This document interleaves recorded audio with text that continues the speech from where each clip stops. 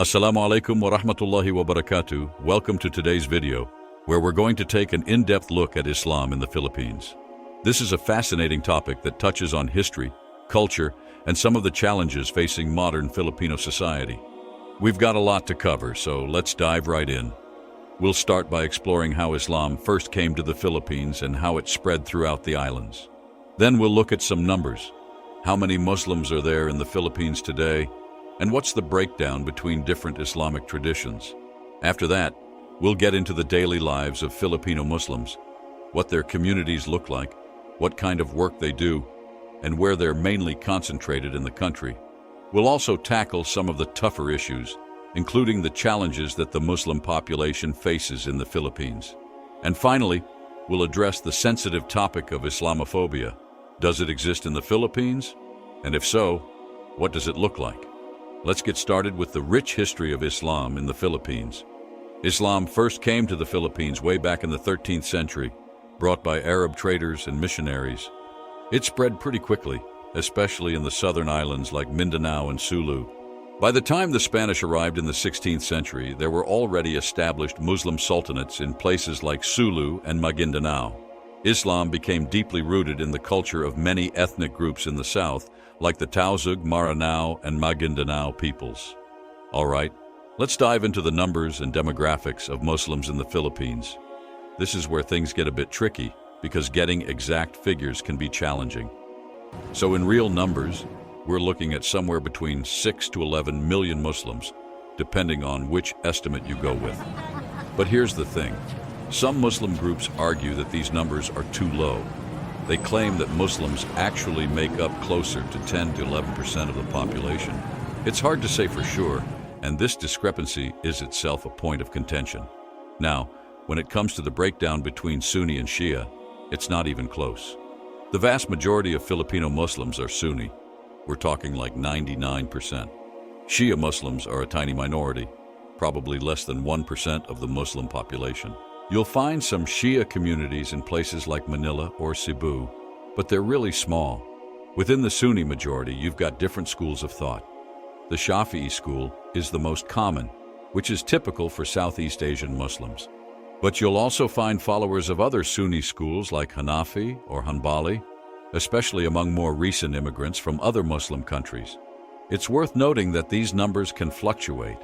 The Muslim population has been growing faster than the national average, partly due to higher birth rates in Muslim communities.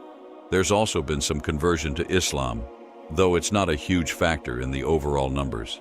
Geographically, the distribution is really uneven. In the autonomous region, in Muslim Mindanao, which has since been replaced by the Bangsamoro Autonomous Region, Muslims make up the majority, around 90% of the population. But in other parts of the country, especially in the north, Muslims are a small minority. You've also got different ethnic groups within the Muslim population. The largest are the Tausug, Maranao, and Maguindanao peoples. Each of these groups has its own language, customs, and traditions, even though they share the Islamic faith. There's also a growing population of Muslim converts, especially in urban areas. These are often called Balik Islam, returnees to Islam, based on the idea that they're returning to the faith of their pre-colonial ancestors. This group tends to be more diverse ethnically and geographically. So when we talk about Muslims in the Philippines, we're not talking about a monolithic group. It's a diverse community with different ethnic backgrounds, geographical distributions, and even interpretations of Islam. This diversity is part of what makes the Muslim experience in the Philippines so complex and interesting. All right, let's get into the daily lives of Muslims in the Philippines. This is where we really see how Islam blends with Filipino culture and how it varies across different parts of the country. In the Muslim majority areas of Mindanao and the Sulu archipelago, Islam is woven into the fabric of daily life. You'll hear the call to prayer 5 times a day echoing from mosques. During Ramadan, you'll see whole communities fasting and breaking fast together. Islamic holidays like Eid al-Fitr and Eid al-Adha are major events, often celebrated with large gatherings, special foods, and new clothes. Many Muslims in these areas work in traditional occupations like farming, fishing, and trading. In rural areas, you might see men heading out to the fields early in the morning, pausing for prayers throughout the day. Women often manage household affairs and may also be involved in small-scale businesses or handicrafts. In cities like Marawi or Cotabato, you'll find Muslims in all kinds of professions: doctors, lawyers, teachers, government workers. But even in these urban settings, Islamic practices are maintained. Many businesses close for Friday prayers, and you'll see a lot of people in traditional Islamic dress. Now, in other parts of the Philippines where Muslims are a minority, daily life looks different. In big cities like Manila or Cebu, Muslims often have to make more of an effort to maintain their religious practices. They might travel some distance to attend a mosque or halal restaurant. Some Muslims in these areas choose to be less visible in their faith to avoid potential discrimination. Education is a big part of Muslim life in the Philippines. Many Muslim children attend madrasas, Islamic schools, alongside or instead of regular public schools. These schools teach Islamic studies alongside the standard curriculum.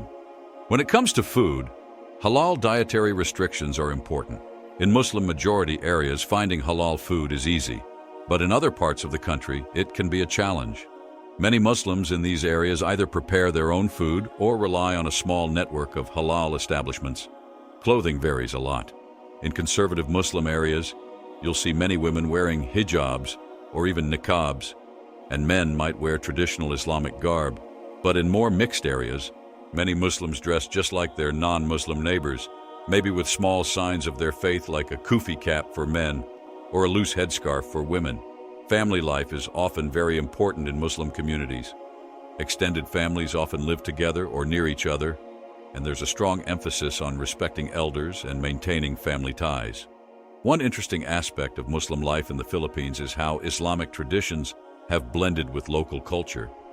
For example, you might see traditional Filipino customs incorporated into wedding ceremonies alongside Islamic rituals. Or you might hear Islamic teachings delivered through traditional Filipino musical forms.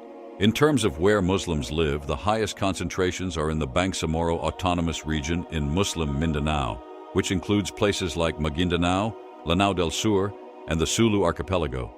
But you'll find Muslim communities in most major cities across the Philippines too. So, the daily life of Muslims in the Philippines isn't one single experience.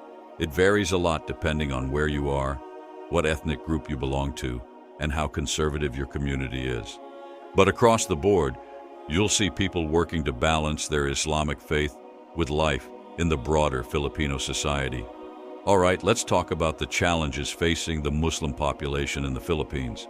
This is where things get pretty complex, because we're dealing with issues that have deep historical roots and no easy solutions. One of the biggest problems is economic disparity. Many Muslim-majority areas, especially in Mindanao, lag behind the rest of the country in terms of development. We're talking higher poverty rates, lower access to education and healthcare, and less infrastructure. This isn't just about money, it's about opportunities. Many young Muslims feel like they don't have the same chances as their peers in other parts of the country. Then there's the ongoing issue of conflict. For decades, there's been tension between some Muslim groups and the Philippine government. You've got separatist movements like the Moro Islamic Liberation Front, which has been fighting for autonomy. While there have been peace agreements like the one that created the Bangsamoro Autonomous Region, the effects of long-term conflict are still felt. It's disrupted education, scared away investment, and left a lot of trauma in communities. Discrimination is another big challenge. Muslims, especially those who are visibly Muslim like women wearing hijabs, often face prejudice. This can show up in all sorts of ways: difficulty finding jobs, trouble renting apartments, or just day-to-day microaggressions. There's a stereotype that links Muslims to terrorism or separatist violence, which is really harmful and unfair to the vast majority of peaceful Filipino Muslims. Political representation is an ongoing issue too. While there are Muslim politicians and the Bangsamoro region has its own government, many Muslims feel underrepresented in national politics. There's a sense that their concerns aren't always heard or understood by the central government. Cultural preservation is another challenge. As the Philippines modernizes and globalizes, many Muslims are trying to figure out how to maintain their traditions and religious practices while also fully participating in contemporary Filipino society. This can be especially tough for young Muslims who might feel pulled between different worlds. Education is a big concern. While there are Islamic schools, they sometimes struggle with resources and recognition. And in the public school system, there's often a lack of understanding about Islamic culture and practices, which can make Muslim students feel out of place. There's also the challenge of internal diversity within the Muslim community. Different ethnic groups and different interpretations of Islam don't always see eye to eye. This can sometimes lead to conflicts within the Muslim population itself. Access to justice is another issue. The Philippine legal system is based on civil law, but many Muslims follow Sharia law in personal and family matters. Navigating between these two systems can be complicated and sometimes leads to conflicts. And let's not forget about the impact of natural disasters. Many Muslim-majority areas are in regions prone to typhoons, earthquakes, and other natural calamities. When disasters hit, these already economically challenged areas can really struggle to recover. Lastly, there's the challenge of changing negative perceptions. Many Muslims feel that they're often portrayed negatively in media and popular culture, which reinforces stereotypes and makes it harder to bridge divides with non-Muslim Filipinos. So as you can see, the Muslim population in the Philippines faces a pretty complex set of challenges.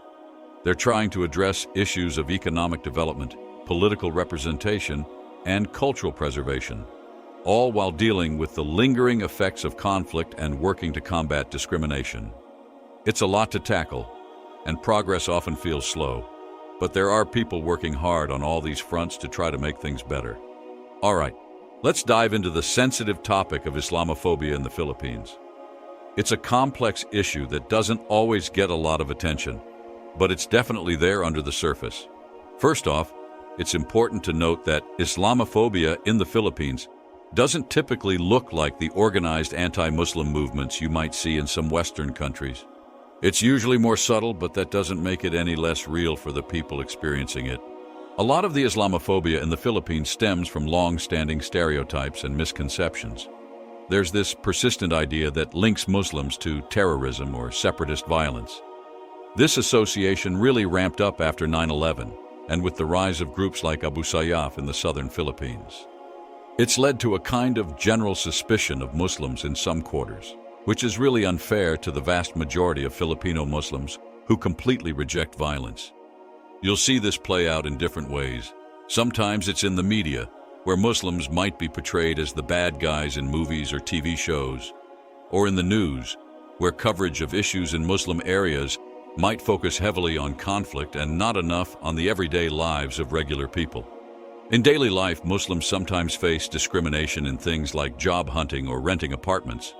There have been cases of women being told they can't wear hijabs at work, or of people being subjected to extra security checks just because they look Muslim. Now, there aren't really any large, organized anti-Muslim groups in the Philippines like you might see in some other countries.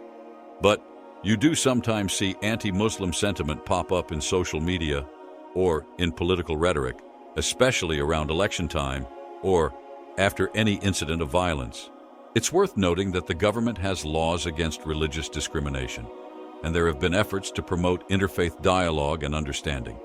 But changing deeply held attitudes takes time, and enforcement of anti-discrimination laws isn't always consistent. One interesting aspect of this is how it plays into regional tensions. There's sometimes a tendency to view the conflict in Mindanao as a religious issue between Christians and Muslims, when it's really much more complex than that, involving issues of land, resources, and political power. Education, or the lack thereof, plays a big role here. Many Filipinos, especially those who don't live near Muslim communities, don't know much about Islam or Muslim culture beyond what they see in the media. This lack of understanding can breed fear and mistrust. On the flip side, there are also efforts to combat Islamophobia. You've got interfaith groups working to build bridges between communities. Some universities are offering courses on Islamic studies to promote better understanding. And there are Muslim Filipinos speaking out and sharing their experiences to challenge stereotypes. The creation of the Bangsamoro Autonomous Region was partly an attempt to address some of these issues by giving Muslim-majority areas more self-governance. But it's still a work in progress. It's also important to note that experiences of Islamophobia can vary a lot depending on where you are in the Philippines. In Muslim-majority areas, it's obviously less of an issue, but in places where Muslims are a small minority, it can be more pronounced. So while the Philippines doesn't have the kind of overt, organized Islamophobia you might see elsewhere, it's still a real issue that affects many Filipino Muslims. It's tied up with historical conflicts, regional tensions, and lack of understanding. Addressing it is going to take ongoing efforts at education, dialogue, and challenging stereotypes. It's a tough problem, but there are people working on it from all sides. All right, folks, that wraps up our deep dive into the Muslim experience in the Philippines. It's a complex story, isn't it? From the rich history of Islam's arrival centuries ago to the modern-day challenges and triumphs of Filipino Muslims, there's so much to unpack. We've covered a lot of ground today: the spread of Islam, the demographics, daily life in Muslim communities, and the hurdles they face. We've also touched on some sensitive issues like discrimination and the ongoing efforts for peace and understanding. I hope this video has given you a more nuanced view of Islam in the Philippines. It's not just about statistics or headlines. It's about real people living their lives, preserving their faith and culture while being part of the broader Filipino society. There's always more to learn about this topic, and I'm planning to bring you more in-depth looks at different aspects of Filipino culture and society. If you found this interesting and want to stay updated on future videos like this one, why not hit that subscribe button? It really helps support the channel and ensures you won't miss out on our upcoming content. Thanks for watching, and I'll see you in the next video. Don't forget to leave a comment if there's a specific topic you'd like me to cover next. Take care, everyone. Assalamu alaikum wa rahmatullahi wa barakatuh.